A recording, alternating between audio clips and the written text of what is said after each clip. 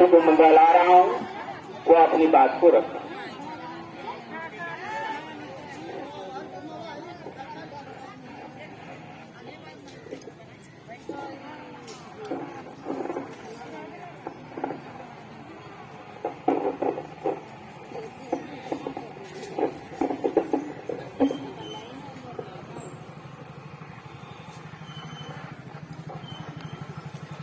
इस सभा की अध्यक्षता कर रहे अध्यक्ष जी और हमारे यहाँ मौजूद वरिष्ठ साथी और कुछ तहसील से इस तमाम गांव से आए हुए हमारे मजदूर साथियों, आज जो हम लोग इस जखनिया तहसील के अंदर जो अपनी मांग को लेकर हम लोग आए हैं, ये मांग कोई हमारे हवाई मांग नहीं है। इस मांग को लेकर चाहे सदन के अंदर हो या पूरे देश के अंदर हो, इस लाल झंडे के तले ये लगातार लड़ाई लड़ी जाती रही है। ये लाल झंडा, जिस झंडे के जरिए हम लोग यहां आए हैं, इस झंडे ने बड़ी ताकत के दम पर आपको राशन का हक दिलाया है। 2 रुपये किलो राशन मिलने का जो खाद्य सामग्री कानून जो बना, किसी लाल झंडे की बदौलत बना था पार्लियामेंट के अंदर, ताकि कोई देश का गरीब आदमी भूखा न मरे, किसी गरीब का बच्चा कुपोषण का शिकार ना हो। इसके लिए इस वामपंथी सांसदों ने लड़कर पार्लियामेंट के अंदर एक कानून बनाया, जिसको साथ साथ सुरक्षा गारंटी कानून से हम लोग जानते हैं। आज उस राशन कार्ड के क्या हालात है, जहां 21वीं सदी का जमाना है, जहां हम लोग चांद पर जाने की कोशिश में लगे जाते भी हैं। आज गरीब आदमी अपने राशन कार्ड को पाने के लिए, अंगूठे के लिए दर दर भटक रहा है। अभी हमारे साथी ने बताया कि किस तरीके से आपका अंगूठा बेकार हो रहा। ये सरकार जो 80 करोड़ लोगों का राशन देने का काम करती है, हमारे आपके यहाँ ये प्रॉब्लम नहीं है, ये पूरे देश के अंदर गरीब मजदूरों के साथ प्रॉब्लम है, उनकी समस्या है। क्योंकि जो खेत में जो खेतिहर मजदूर है, जो काम करने वाले मजदूर हैं, उनका अंगूठा घस जाता है, और अंगूठा घसने के बाद में जब वो बायोमेट्रिक मशीन पर अंगूठा लगाने जाते हैं तो उनका अंगूठे का निशान नहीं आता।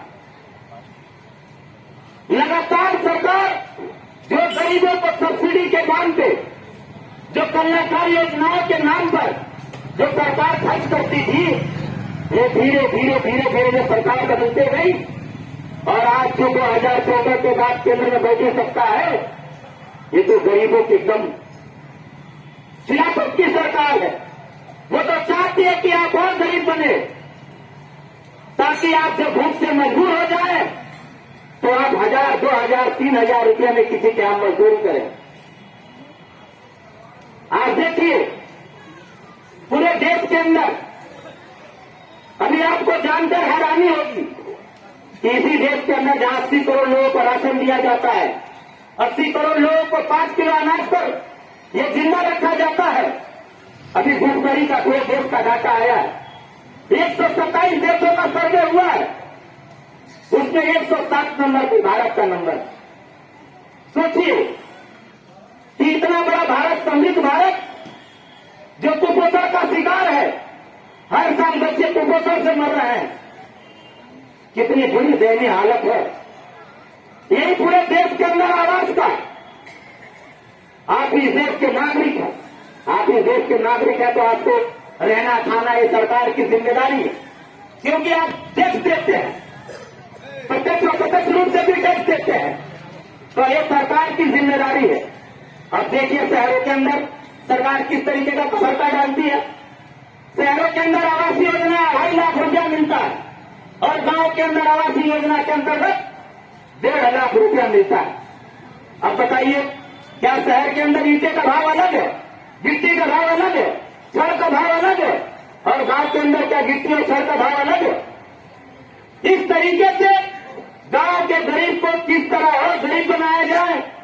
ताकि वो अडानी और अंबानी जो इस देश के धन्ना सेठ हैं उनके यहां जाकर के आप नौकरी करें कम से कम दाम में, ये उसके लिए तैयार किया जा रहा है। आप महंगाई देख लीजिए, ये 2014 की बात है, बहुत दूर जाने की बात नहीं है। जिस देश को राई का तेल, सरसों का तेल जिसे कहा जाता है, सरसों का तेल 70 रुपया होने में 70 साल लग गए, उसको 170 रुपये किलो पहुंचाने में मात्र 10 साल लगे। यह है सरकार की महंगाई का आलम। आपको लगता होगा कि महंगाई बढ़ रही है, ये नहीं, ये महंगाई बढ़ाई जा रही है ताकि आपके जेब का खर्च हो जाए रुपया, आपके पास बचत न हो और आने वाले दिनों में आप भुखमरी के शिकार हो, ताकि बड़े बड़े कॉर्पोरेट घराने की कंपनियों में आप जाकर के नौकरी करें। आपने देखा पूरे देश के अंदर में जो निजीकरण का माहौल है, आपको देने के लिए उनके पास 5 किलो राशन नहीं। राशन कार्ड किसको मिलता है इस देश में? क्या जिनको बिना राशन कार्ड के उनको राशन मिलता है क्या? जिसके पास राशन कार्ड नहीं उसको राशन नहीं। और राशन कार्ड बनने के लिए सरकार ने पेंशन जारी कर दिया कि जिसकी पेंशन 50 जो सालाना आय तो आपको बनाना पड़ेगा। आय बनाने के लिए जिसका 50,000 रुपये की आय होगी वो राशन कार्ड का हकदार नहीं है। इसी तरीके से लेखपाल रिपोर्ट नहीं लगाते, लेखपाल तहसील के अंदर बैठ करके वो किसी गांव के अंदर किसी गरीबों का सर्वे करने नहीं जाते। वो यहीं से प्रधान से या उनके आगे उन्होंने पाल रखे हैं गांव के अंदर, उन लोगों से चर्चा करके या लिख देते और आप हमेशा डर करके ठोकरे खाते हैं। यकीन मानिए इस पूरे देश के अंदर ये लाल झंडे ने इन आपके सवालों को जिंदा रखा है, चाहे वो आवास का सवाल हो, चाहे वो पेंशन का सवाल हो, चाहे वृद्धा पेंशन का सवाल हो। आप देखिए पूरे उत्तर प्रदेश के अंदर में यह हमारा यूनियन मांग करता है। इसी विधानसभा के चुनाव में इस डबल इंजन की सरकार के मुखिया योगी जी ने हमसे वादा किया था कि हम 300 यूनिट बिजली फ्री देंगे। कहा था कि नहीं कहा था? लेकिन 300 यूनिट बिजली फ्री तो छोड़िए, इस देश के अंदर, पूरी देश के अंदर की बात बता रहा हूं, पूरे देश में सबसे महंगा बिजली अगर बिल महंगाता है तो वो उत्तर प्रदेश के अंदर आता है। तो वादा इन्होंने किया हम गरीबों को अमीर बनाएंगे। आप देखिए इस देश के प्रधानमंत्री ने क्या कहा कि हम किसानों का आय दुगुना कर देंगे। किसानों की आय दुगुनी तो छोड़िए, पूरे देश में आप लोगों ने देखा 13 महीने तक किसान दिल्ली में बैठे हैं। किस तरीके का इन्होंने कानून बनाया। ये सरकार आपके हित की सरकार नहीं है, इस देश के अंदर जनता की सरकार होनी चाहिए। हमको सिर्फ 5 साल में वोट देने का अधिकार दिया इन्होंने, न हमसे कोई चर्चा करते हैं पार्लियामेंट के अंदर कि हमको किस तरीके का कानून चाहिए। आप बताइए पूरे देश के अंदर हर गांव के अंदर जो भूमिहीन होते थे, जो गांव के अंदर जो ग्राम समाज की जमीनें होती थी उससे गरीबों को पट्टा मिलता था, आज उस पट्टे को भी इन्होंने बंद कर दिया। आप पूरे उत्तर प्रदेश देख लीजिए, इन्होंने पूरे गांव के अंदर जो ग्राम सभा की जमीनें जो बची हुई हैं, जो बंजर है पड़ती है, जो नदी नाले हैं उसके ऊपर लोग जो बसे हुए हैं, उनको पट्टा देना तो छोड़िए दूर, उनके जो बने मकान बनाए हैं उनको तोड़ा जा रहा है। और तोड़ने के बाद में उस जगह को इकट्ठा करके वो आने वाले समय में किसी कंपनी के मालिक को देने का काम करेंगे। तो नाम है सरकार कह रही हम विकास करेंगे और विकास के नाम पर आपका विनाश करने का काम कर रही है। आप देखिए कितने साथी हैं जो गरीब और कमजोर हैं, वो सारे लोग ट्रेनों के अंदर सफर करते हैं। यहां से बंबई वहां का मजदूर भी जाता होगा, दिल्ली मजदूर जाता होगा, केरल जाता होगा। आप देखो ट्रेन की हालत देख लीजिए, ट्रेनों के अंदर जर्नल बोगियों में कौन चढ़ता? आप जैसे मजदूर लोग, हम जैसे जर्नल बोगियों में सफर करते हैं और जर्नल बोगियों का हाल क्या कर दिया इन्होंने? कहा सबका साथ सबका विकास। हम बुलेट ट्रेन लेके आएंगे और बुलेट ट्रेन की जगह क्या किया? जो इन्होंने सपना दिखाया उसका ठीक उल्टा कर दिया। बुलेट ट्रेन का वादा किया, आज जो पैसेंजर ट्रेनें चलती थी उनका भी किराया एक्सप्रेस का कर दिया। जो जनरल डब्बे होते थे हर गाड़ियों के अंदर उन जनरल डब्बों को कम कर दिया, उसकी जगह पे इन्होंने एसीओ को बढ़ा दिया, ताकि जो 300 रुपये में आप बंबई जाने का मजदूरी करने काम करते थे, आज वही पैसा 1600 रुपया दे करके एसी के अंदर जाने का काम करेंगे। जब आपको टिकट नहीं मिलेगा, आपको 2 दिन का सफर करना होगा, तो आप क्या करेंगे? 300 के टिकट में तो नहीं जाएंगे, आपको 1600-1500 का टिकट लेना पड़ेगा। इसी तरीके से पूरे देश के अंदर में निजीकरण का जिन्होंने माहौल बनाया, आज आपको उनको पट्टा देने की क्या जरूरत है? उन्हें तो पूरे देश को बेचना ही साफ कर रख दिया। साथियों, आपको जानकर हैरानी होगी कि जो मनरेगा है, मनरेगा का समय पे भुगतान नहीं होना, इसका कारण यह है कि सरकार हर साल इसका बजट कम कर रही है।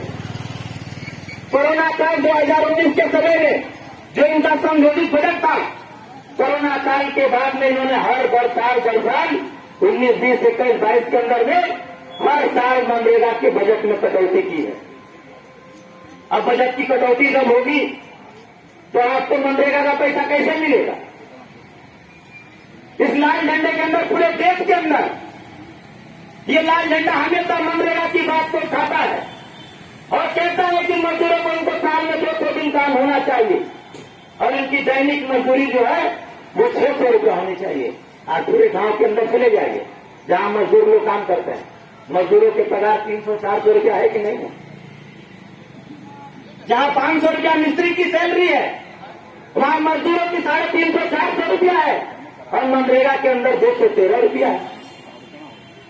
और ये बड़े प्रदेश का मुखिया, हमारे यहां कोई दिक्कत नहीं, हमारा देश प्रगति, हमारा राज्य प्रगति पे जा रहा, और यह वाकई हालत यह है कि गरीब और कमजोर लोग आने वाले और 5 सालों के अंदर इनसे और ज्यादा बदतर हालात होगी।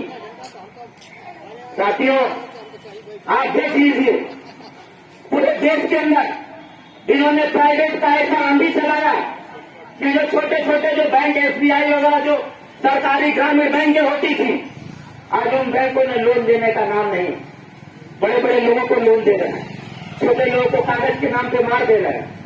इसका सबसे ज्यादा तकलीफ ये पूरा नियोजित है, मैं दावे के साथ कह सकता हूं, ताकि आप और पूरा गांव समूह के चक्कर में फंसे और प्राइवेट कंपनियों का आप पैसा देते रहे।